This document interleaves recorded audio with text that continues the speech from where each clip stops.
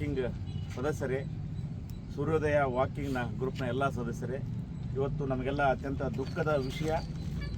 ಕರ್ನಾಟಕದಲ್ಲಿ ಸಾವಿರಾರು ಗಿಡಗಳನ್ನು ನೆಡುವ ಮೂಲಕ ಎಲ್ಲರ ಮನೆ ಮಾತಾಗಿದ್ದ ಸಾಲುಮರದ ತಿಮ್ಮಕ್ಕನವರು ನಮ್ಮನ್ನು ಅಗಲಿದ್ದಾರೆ. 114 ವರ್ಷಗಳ ತಮ್ಮ ಜೀವನವನ್ನು ನಡೆಸಿ ಸಾವಿರಾರು ಗಿಡ ನೆಟ್ಟಿದ್ದಾರೆ. ಆ ಸಂದರ್ಭದಲ್ಲಿ ನಾವೆಲ್ಲರೂ ಇಲ್ಲಿ ವಾಕಿಂಗ್ ಮಾಡ್ತೀವಿ, ಇಲ್ಲಿಯ ಪರಿಸರವನ್ನು ಸಂರಕ್ಷಣೆ ಮಾಡ್ತಕ್ಕಂಥ ಅಳಿಲು ಸೇವೆ ನಾವೆಲ್ಲರೂ ಮಾಡ್ತಾಯಿದ್ದೀವಿ. ಆದ್ದರಿಂದ ಇವತ್ತು ಅವರಿಗೆ ಒಂದು ಶ್ರದ್ಧಾಂಜಲಿಯ ನುಡಿ ನಮನವನ್ನು ಸಲ್ಲಿಸಬೇಕು ಅಂತ ಹೇಳಿ ನಮ್ಮ ಸೂರ್ಯೋದಯ ವಾಕಿಂಗ್ ಟೀಮ್ನ ಎಲ್ಲ ಸದಸ್ಯರ ಅಭಿಪ್ರಾಯ ಆಗಿದ್ದರಿಂದ, ಮತ್ತು ಇಲ್ಲಿ ಯಾರ್ಯಾರು ನಾವು ವಾಕಿಂಗ್ ಮಾಡ್ತೀವೋ, ಯಾರ್ಯಾರು ಆಟ ಆಡ್ತೀವೋ, ಈ ಗ್ರೌಂಡಿನ ಮುಖಾಂತರ ನಮ್ಮ ಆರೋಗ್ಯವನ್ನು ಕಾಪಾಡ್ಕೊತೀವೋ ಅವರೆಲ್ಲರೂ ಒಂದು ನುಡಿ ಶ್ರದ್ಧಾಂಜಲಿ ಮಾಡಬೇಕು ಅಂತ ಹೇಳಿದಾಗ ಎಲ್ಲರೂ ಹೋಗೋಟಿಲ್ಲಿ ಬಂದಿದ್ದೀರಿ. ವಿಶೇಷ ಅಂದರೆ ಕರ್ನಾಟಕ ರಾಜ್ಯ ಭೂ ಕಬಳಿಕೆ ನ್ಯಾಯಮಂಡಳಿಯ ಜಡ್ಜ್ ಆಗಿರ್ತಕ್ಕಂಥ ನಮ್ಮವರಾಗಿರ್ತಕ್ಕಂಥ ನಾಗನಗೌಡರು ಪಾಟೀಲರು ಸಹ ಇವತ್ತು ಗಂಗಾವತಿ ಬಂದಿದ್ದಾರೆ. ನಮ್ಮ ಅದೃಷ್ಟ. ಮತ್ತು ಇವರ ನೇತೃತ್ವದಲ್ಲಿಯೇ ನಾವು ಇವತ್ತು ಮಾತೆ ವೃಕ್ಷ ಮಾತೆ ಸಾಲುಮರದ ತಿಮ್ಮಕ್ಕ ಅವರಿಗೆ ನುಡಿ ನಮನವನ್ನು ಸಲ್ಲಿಸೋಣ. ಒಂದು 2 ನಿಮಿಷ ಯಾರಾದರೂ ಅಭಿಪ್ರಾಯ ಹಂಚ್ಕೊಂಡಿದ್ರೆ ಮಾತಾಡ್ರಿ. ನಂತರದಲ್ಲಿ ಕೊನೆಗೆ 1 ನಿಮಿಷ ಮೌನಾಚರಣೆ ಮಾಡಿ ಅವರ ಆತ್ಮಕ್ಕೆ ಶಾಂತಿ ಕೋರೋಣ.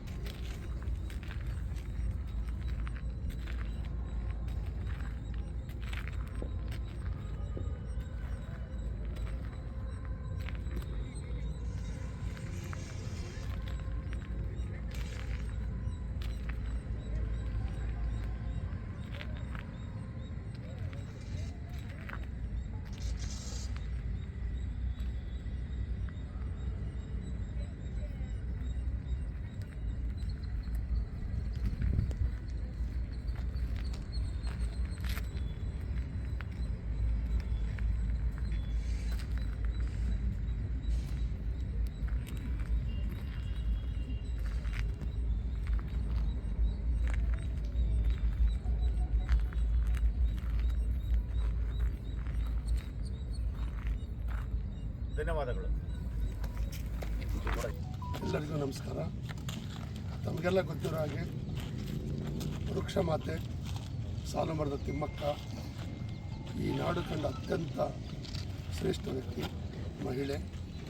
ಆ ಮಹಿಳೆ ಅನ್ನೋದಕ್ಕಿಂತ ಒಂದು ದೊಡ್ಡ ಶಕ್ತಿ ಇಡೀ ನಮ್ಮ ಕರ್ನಾಟಕ ರಾಜ್ಯಕ್ಕೆ ತಾಯಿ. ಆ ಮಾಡಿದಂಥ ಒಂದು ಕೆಲಸ ಇಡೀ ದೇಶ, ಇಡೀ ರಾಷ್ಟ್ರ ಒಂದು ಮೆಚ್ಚಿರತಕ್ಕಂಥ ಕೆಲಸ. ಇತ್ತೀಚೆಗೆ ಭಾರತ ಸರ್ಕಾರವು ಅವರಿಗೆ ಪದ್ಮಶ್ರೀ ಪ್ರಶಸ್ತಿಯನ್ನು ಕೂಡ ನೀಡಿ ಗೌರವಿಸಿದೆ.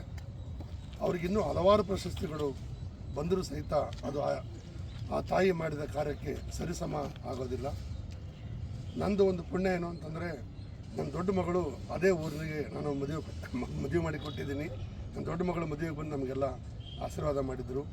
ಇವತ್ತು ಅವ್ರ ಮನೆಗೆ ನಾನು ಹೋಗ್ತೀನಿ. ಅಲ್ಲಿಗೆ ಹುಲಿಕಲ್ ಅಂತ ಒಂದು ನೆಲಮಂಗಲ ತಾಲೂಕು ಒಂದು ಹಳ್ಳಿ, ಅಲ್ಲೊಂದು ಬೂದೂರು ಅಂತ ಬರ್ತದೆ. ಕೂದೂರು ಪಕ್ಕದಲ್ಲಿ ನನ್ನ ಬೀಗರ ತೋಟ ಇದೆ. ಆ ತೋಟದ ಹತ್ರನೇ ಅವ್ರ ಮನೆ ಇರೋದು. ನಾನು ಪ್ರತಿ ಸರಿ ಹೋದಾಗ ಅವ್ರನ್ನ ಭೇಟಿಯಾಗಿ ಬರ್ತೀನಿ, ಆಶೀರ್ವಾದ ತೊಗೊಂಡು ಬರ್ತೀನಿ. ಇವತ್ತು ಅನಿವಾರ್ಯವಾಗಿ ಇಲ್ಲಿ ಗಂಗಾವತಿಗೆ ಬಂದಿರೋದ್ರಿಂದ ತಾಯಿ ದರ್ಶನಕ್ಕೆ ಹೋಗೋಕ್ಕಾಗಿಲ್ಲ. ಮುಂದಿನ ವಾರದಲ್ಲಿ ಹೋಗಿ ಆ ತಾಯಿ ಅವ್ರ ಮನೆಗೆ ಹೋಗಿ ಭೇಟಿಯಾಗಿ ಸಂತಾಪ ಸೂಚಿಸಿ ಬರ್ತೀನಿ. ಇವತ್ತು ಆ ತಾಯಿಯ ಒಂದು ಸಂತಾಪ ಸಭೆಯಲ್ಲಿ ನಮ್ಮ ಪತ್ರಕರ್ತರ ಒಂದು ನೇತೃತ್ವದಲ್ಲಿ ಅನಿವಾರ್ಯವಾಗಿ ನಾನು ಇಲ್ಲಿ ಇವತ್ತು ಬರಬೇಕಾಯಿತು. ನನ್ನ ಪುಣ್ಯ ಅಂತ ಅನ್ಕೊತೀನಿ ನಾನು ಅಷ್ಟೇ. ಯಾಕಂದರೆ ಇಂಥ ಸಂದರ್ಭ ಸಿಗೋದಿಲ್ಲ. ನಾವೆಲ್ಲರೂ ಕೂಡಿ ಆ ತಾಯಿಯ ಒಂದು ಆಶೀರ್ವಾದ ಪಡ್ಕೊಳ್ಳೋಣ. ಭಗವಂತ ಅವರ ಆತ್ಮಕ್ಕೆ ಚಿರಶಾಂತಿಯನ್ನು ನೀಡಲಿ ಅಂತ ಈ ಸಂದರ್ಭದಲ್ಲಿ ಹಾರೈಸ್ತೀನಿ. ಕರ್ನಾಡಿನಲ್ಲಿ ನಿನ್ನೆಯಿಂದ ದುಃಖ ಮಡುಗಟ್ಟಿದೆ.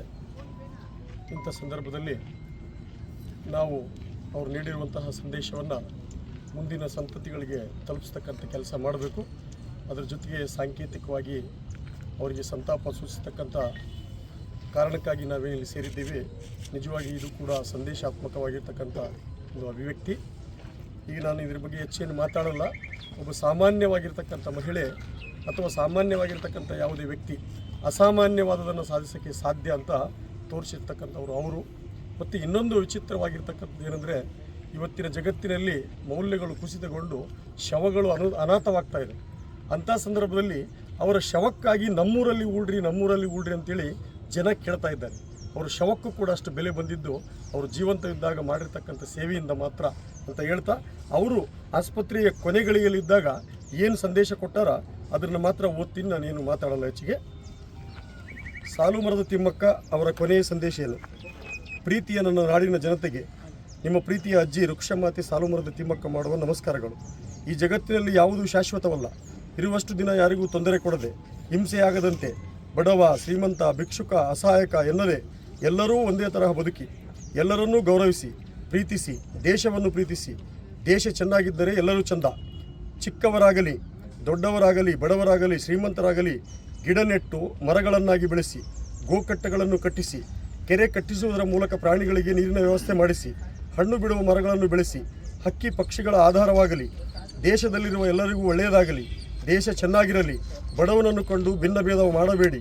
ಮನುಷ್ಯರೆಲ್ಲ ಒಂದೇ. ಹಸಿದವರಿಗೆ ಅನ್ನ ಕೊಡಿ. ನಾನು ಮಾಡಿದ ಗಿಡ ನೆಡುವ ಉಳಿಸುವ ಕಾರ್ಯವನ್ನು ನಿರಂತರವಾಗಿ ಮುಂದುವರಿಸಿ ಮತ್ತು ನನ್ನ ಮಗನಾದ ಉಮೇಶ ದೇಶದಲ್ಲೆಲ್ಲ ಗಿಡ ನೆಡುವ ಮತ್ತು ಸಸಿ ನಡೆಸುವ ಕಾರ್ಯ ಮಾಡುತ್ತಾ ಸಾಗು. ಮತ್ತೊಮ್ಮೆ ಎಲ್ಲರಿಗೂ ದೇವರು ಒಳ್ಳೆಯದು ಮಾಡಲಿ. ಎಲ್ಲರಿಗೂ ಸತಿವತಿ ಭಾಗ್ಯ ಇರಲಿ, ಮಕ್ಕಳ ಭಾಗ್ಯವಿರಲಿ. ನಿಮ್ಮ ಮನೆ ಚೆನ್ನಾಗಿರಲಿ, ದೇಶ ಚೆನ್ನಾಗಿರಲಿ, ಮಕ್ಕಳಿಗೆಲ್ಲ ಒಳ್ಳೆಯ ವಿದ್ಯೆ ಬರಲಿ.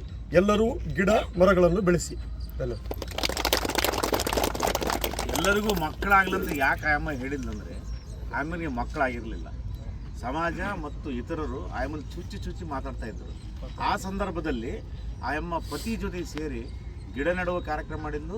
ಗಿಡಗಳೇ ನನ್ನ ಮಕ್ಕಳಂದ್ಲು. ಉಮೇಶ ದತ್ತು ಮಗ ಆತ.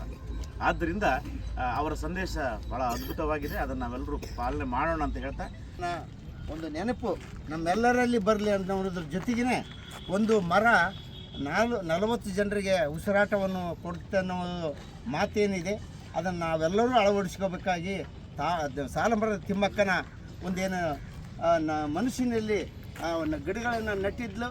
ಅದರ ಭಾಗವಾಗಿ ನಾವೆಲ್ಲರೂ ಕೂಡ ಅದರ ಬಗ್ಗೆ ರಕ್ಷಣೆ ಮಾಡಿದರೆ ನಮ್ಮೆಲ್ಲರ ಒಳ್ಳೆಯ ಒಂದು ಬೆಳವಣಿಗೆ ಆಗ್ತದೆ ಅಂತೇಳಿ ನನ್ನ ಅಭಿಪ್ರಾಯ.